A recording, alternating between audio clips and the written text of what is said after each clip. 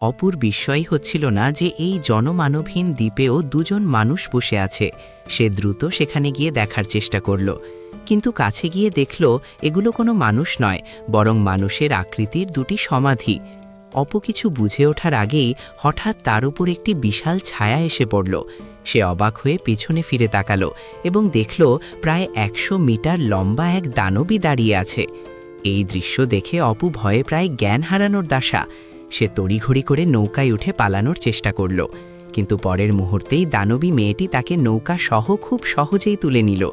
সে অপুর মতো এই ছোট্ট মানুষটিকে দেখে বেশ কৌতূহলী হয়ে পড়ল। মেয়েটি দ্রুত দৌড়ে রাজপ্রাসাদে গেল এবং অপুকে রাজার হাতে তুলে দিল।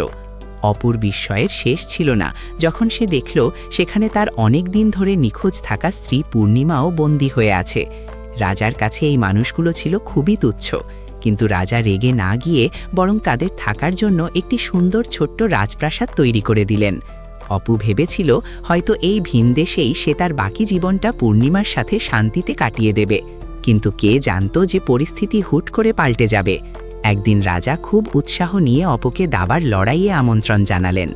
যদিও দাবার ঘুঁটিগুলো অপুর চেয়ে লম্বা ছিল, কিন্তু অপু ছিল দাবায় খুব পারদর্শী।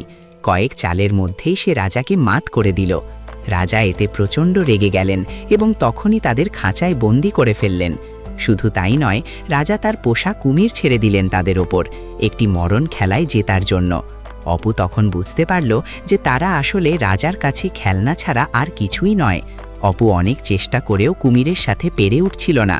ঠিক সেই সময় সেই রাজকুমারী সেখানে হাজির হলো এবং অপুদের দুজনকে একটি ঝুড়িতে ভরে নিল। সে তাদের নিয়ে দ্রুত রাজপ্রাসাদ থেকে পালিয়ে এলো। যখন দেখল রাজার সৈন্যরা তাদের ধাওয়া করছে, তখন উপায় না পেয়ে সে ঝুড়িটি একটি নদীতে ভাসিয়ে দিল। এভাবেই তারা শেষ পর্যন্ত বিপদ থেকে মুক্তি পেল এবং স্বাভাবিক জীবনে ফিরে এলো। এখানেই ভিডিওটি শেষ।